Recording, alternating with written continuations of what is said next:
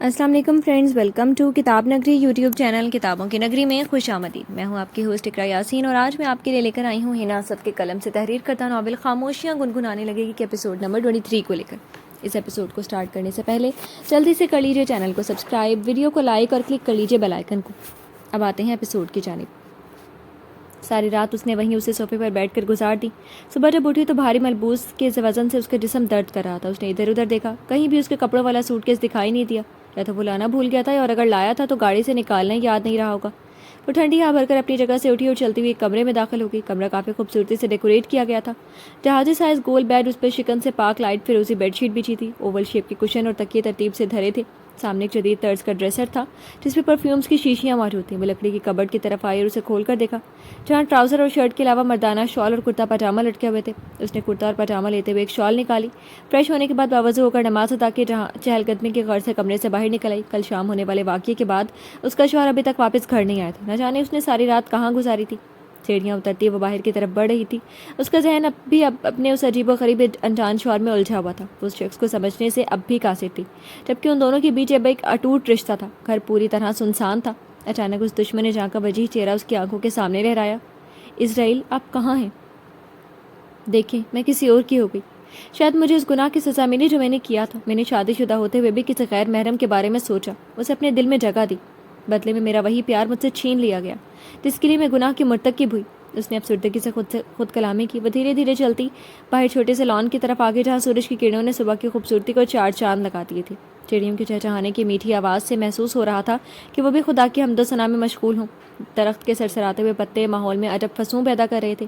پھولوں کی تازہ مہک اس کی سانسوں میں اتر رہی تھی۔ یہاں آ کر اس کے دل کو سکون ملا۔ ہوا اس کی پریشانیوں اور الجھنوں کو اپنے سنگ اڑا کر لے جا رہی تھی۔ وہ چھوٹے چھوٹے قدم اٹھاتے ہوئے ننگے پاؤں گیلے گھاس پر دھیرے دھیرے چل رہی تھی۔ گھاس پہ گری شبنم کی بوندیں اس کے پاؤں کو تراوٹ بخش رہی تھی۔ کافی دیر وہ وہیں ٹہلتی رہی۔ جب سورج سر پر پہنچ گیا تو وہ اندر آئی، کچن کی طرف بڑھ گئی۔ کچن بہت اچھا اور جدید طرز کا بنایا گیا تھا۔ اس نے فریج کو کھول کر دیکھا جس میں جوس اور دودھ کے پیکٹ موجود تھے۔ اس نے اوپر والا حصہ کھولا تھا، وہاں برف اور آئس کریم کے علاوہ کچھ بھی نہیں تھا۔ اسے اب آئس کریم، جوس اور دودھ میں سے سلیکٹ کرنا تھا کہ وہ ان میں سے کس چیز کا ناشتہ کرے۔ بھوک کے مارے آنتیں کل ہولہ پڑ رہی تھی۔ اس نے جوس کھول کر ایک گلاس میں ڈال لیا، پھر چلتی ہوئی صوفے پر آ کر بیٹھ گئی۔ ایک گھونٹ پی کر گلاس سامنے شیشے کے میز پر رکھ دیا۔ ابھی اتنی شدید بھوک لگی تھی، مگر یہ سوچ کر ساری بھوک مر گئی کہ اب وہ کسی اور کی نکاح میں آ چکی ہے۔ اسرائیل کے پاس واپس جانے کا آخری راستہ بھی بند ہو چکا تھا۔ وہ ڈوبتے ہوئے دل سے وہیں نیم دراز ہو گئی تھی۔ یہ ناول آپ کتاب نگری یوٹیوب چینل پر پڑھ اور سن رہے ہیں۔ جانیہ 2 دنوں سے اس خالی گھر میں اکیلی تھی۔ اس وقت بھی وہ اکیلی کمرے میں بیٹھی تھی۔ ایک طرف تو اسرائیل کی دوسری طرف اسے بی بی جان کی یاد آ رہی تھی۔ دل کر رہا تھا کہ اڑتی ہوئی ان کے پاس پہنچے۔ گھر میں موجود لینڈ لائن پہ بیل بجنے لگی۔ وہ بھاگ کر فون کے پاس گئی۔ کچھ کھایا پیا؟ اس نے پہلا سوال ہی یہی کیا۔ ہیں، یہ کیوں پوچھ رہے ہیں آج؟ 2 دن بعد ہوش آ گیا میرے کھانے پینے کا پوچھنے کا۔ وہ کسی آدمی کی انجان آواز سن کر حیران ہوئی تھی، لیکن اس کی حیرانی زیادہ دیر نہیں رہی، کیونکہ اسے یاد آ گیا تھا کہ اس کا نکاح ہو چکا ہے اور اس وقت وہ اسی انجان شخص کے گھر میں موجود تھی۔ اس کے فون سے اسی سے بات کر رہی تھی۔ بولو، مقابل موجود شخصیت نے اپنا سوال اس پر درشتگی سے داغا۔ جی بس دودھ اور جوس لیا، وہ بھی ختم ہو گیا۔ اس کے سرد لہجے سے خائف ہوتے فوراً بولی، میں کچھ ضروری سامان آن لائن آرڈر کر دوں گا، کچھ دیر تک مل جائے گا۔ پوچھ کر دروازہ کھولا۔ کسی انجان کو اندر مت آنے دینا، دروازے کے لاک کا خیال رکھنا، کھانا بنا کر رکھ لینا، روزے شروع ہونے والے ہیں، سحری اور افطاری میں کوتاہی مت کرنا۔ وہ اسپاٹ انداز میں ہدایات دینے لگا۔ وہ منہ بسور کر رہ گئی۔ مجھے ابھی کچھ اور دن لگیں گے۔ چاہے اسرائیل ثانی کے دل میں اس انجان لڑکی کے لیے محبت نہیں تھی، مگر انسانیت تو تھی۔ اس کی جگہ اگر کوئی بھی لڑکی ہوتی اور وہ اس کی ذمہ داری ہوتی تو اپنی ذمہ داری سے کبھی پیچھے نہیں ہٹتا۔ کہتے ہی اس نے کال کاٹ دی۔ جانیہ سوائے ایک جملے کی کچھ نہ بولی۔ اس نے بیزاری سے فون ایک طرف رکھ دیا۔ آنکھوں میں نیند کا خمار تک نہ آیا، بلکہ سرخ آنکھیں رات بھر اذیت میں رہنے کی گواہی دے رہی تھی۔ دونوں ہاتھوں کی انگلیوں کو ایک دوسرے میں پیوست کیے وہ کئی گھنٹوں سے بس نیچے چمکتے ماربل کو گھو رہی تھی۔ ذہن میں جس قدر جھکڑ چل رہے تھے اس کے بالکل برعکس وہ ہارے ہوئے جواری کی مانند خاموش سی تھی۔ باریک کٹاؤں دار لب کو دانتوں تلے دبا کر کاٹتے ہوئے اس کے منہ سے خون کا ذائقہ محسوس ہوا۔ یہ ناول آپ کتاب نگری یوٹیوب چینل پر پڑھ اور سن رہے ہیں۔ آج اسے دبئی میں رہ کر شیخ کے بارے میں معلومات حاصل کرتے ہوئے تقریباً 1 ماہ ہونے کو آیا تھا۔ وہ وہاں کی پولیس کو اس کے کیس کی ہسٹری فراہم کر چکا تھا، جس کی بنا پر وہ لوگ اس کی مدد کر رہے تھے۔ شیخ اسرائیل کی دبئی میں آمد سے بے خبر تھا، وہ یہاں بھی اپنی حرکتوں سے باز نہیں آیا تھا۔ خفیہ ایجنسی والوں نے اس کے بارے میں رینجرز اور پولیس کو اطلاع دے دی، انہیں شیخ کے اڈے کا بتا دیا۔ اب رینجرز اور پولیس مل کر اسے اریسٹ کرنے نکلے۔ یہ دبئی کا ایک گرینڈ ہوٹل تھا جس کے 4 فلور تھے۔ گراؤنڈ فلور پر ریسٹورانٹ تھا، بڑے سے ہال میں کرسیاں میز لگے ہوئے تھے، ہر ٹیبل پر کچھ لوگ بیٹھے ہوئے کھانے سے لطف اندوز ہو رہے تھے۔ ایک طرف ریسیپشن کاؤنٹر تھا تو دوسری طرف بڑا سا کچن تھا، ایک طرف راہداری تھی جس میں سے گزر کر ہوٹل کے کمروں میں جایا جا سکتا تھا، دائیں طرف اوپری منزل پہ جانے کے لیے سیڑھیاں تھیں، 2 بڑے بڑے ستون تھے جن پہ اوپری منزلوں کے ٹیرس کا وزن تھا۔ پولیس آفیسر اسرائیل کو ہوٹل کا سارا نقشہ راستے میں سمجھا چکا تھا۔ مینیجر کا آفس نچلی منزل پہ تھا اور کنٹرول روم بھی اس کے پاس تھا۔ ایجنٹ کے اندازے کے مطابق شیخ ہوٹل کے کسی کمرے میں ہی ہو سکتا تھا۔ اطلاع کے مطابق شیخ اکیلا نہیں تھا، اس کے کافی آدمی بھی اس کے پیچھے یہاں پہنچ چکے تھے۔ اب وہ دبئی میں اپنا 2 نمبر بزنس سیٹ کرنا چاہتے تھے کیونکہ یہاں انہیں پاکستان سے زیادہ منافع ہو رہا تھا، لیکن پرائیویٹ روم میں پہنچنا اتنا آسان نہیں تھا۔ ہوٹل کے سیکیورٹی سسٹم بہت پاورفل تھا، جگہ جگہ پر گارڈ کھڑے نظر آتے تھے، ان کے حملہ کرنے پر شیخ کے آدمی نے بھی جواباً وار کرنا تھا، اور اس طرح وہاں کھانا کھانے آئی عام عوام بھی نشانہ بن سکتی تھی۔ انہیں کچھ ایسا کرنا تھا کہ وہ کوئی ہنگامہ کیے بنا خاموشی سے شیخ تک پہنچ جائے، بنا اس کے آدمیوں کو بھنک لگنے دے۔ وہ چاہتے تھے کسی معصوم کی جان نہ جائے۔ اس آپریشن میں اسرائیل نے انہیں تجویز دی کہ وہ پہلے ہوٹل میں جائے گا، کچھ لوگ اس کے ساتھ ہوں، لیکن وہ اس سے اتنی دور ہوں گے کہ کسی کو ان پر شک نہ ہو۔ شیخ جب اسے اپنے سامنے دیکھے گا تو ایسے میں اس سے بچ کر باہر بھاگنے کی کوشش کرے گا، لیکن پولیس کی نفری اور رینجرز پہلے سے اس ہوٹل کو چاروں طرف سے پہلے سے ہی گھیرے میں لیے ہوں گے تو وہ بچ کر بھاگ نہیں سکے گا۔ وہ رینجرز کی گاڑیوں کے بجائے 2 وینز میں وہاں پہنچے تھے۔ وینز کو پارکنگ ایریا کے بجائے سڑک کے دوسرے کنارے تھوڑا دور ہی کھڑا کر دیا تھا۔ ان سب کے کانوں میں آڈیو ڈیوائس بھی تھی جس سے وہ دور ہونے کے باوجود بات کر سکتے تھے۔ ریڈی؟ رینجر کے آفیسر نے اسرائیل سے کہا تو اس نے سر اس بات میں ہلا دیا۔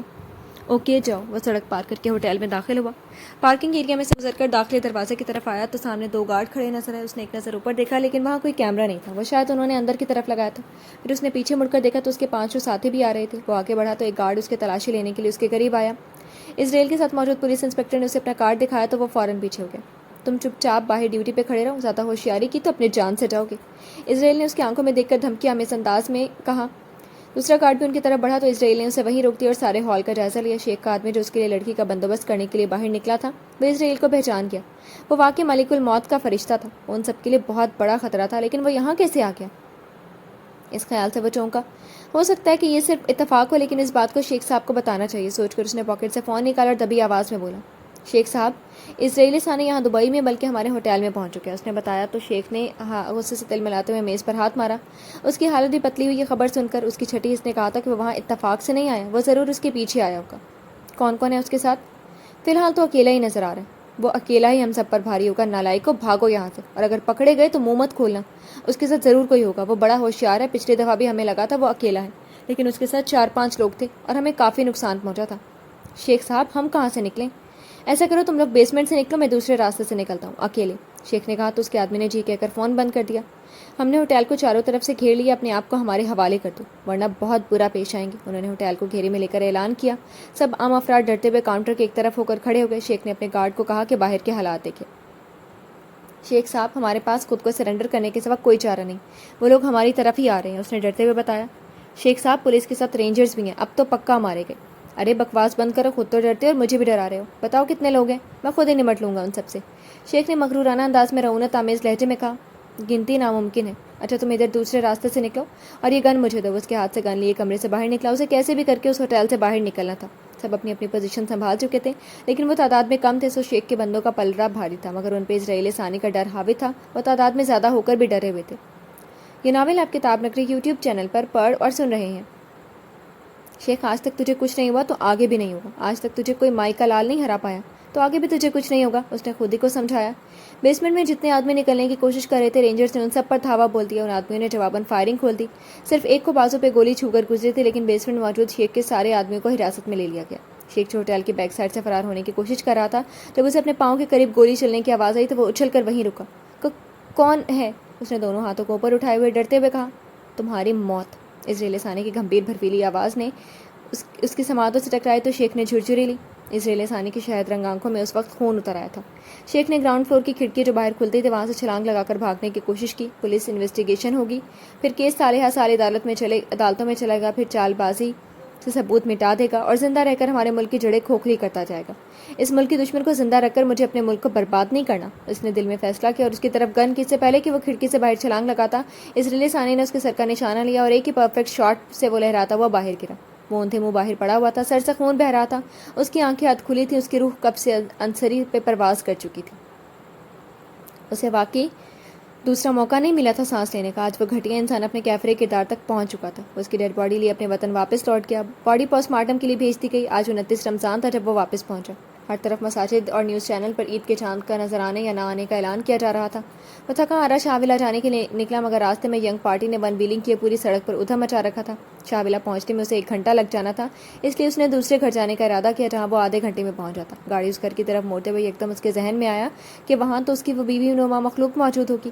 اس نے کوفت زدہ نظروں سے خود کو سامنے لگے شیشے میں دیکھا، پھر سر جھٹک کر گاڑی کی رفتار بڑھا دی۔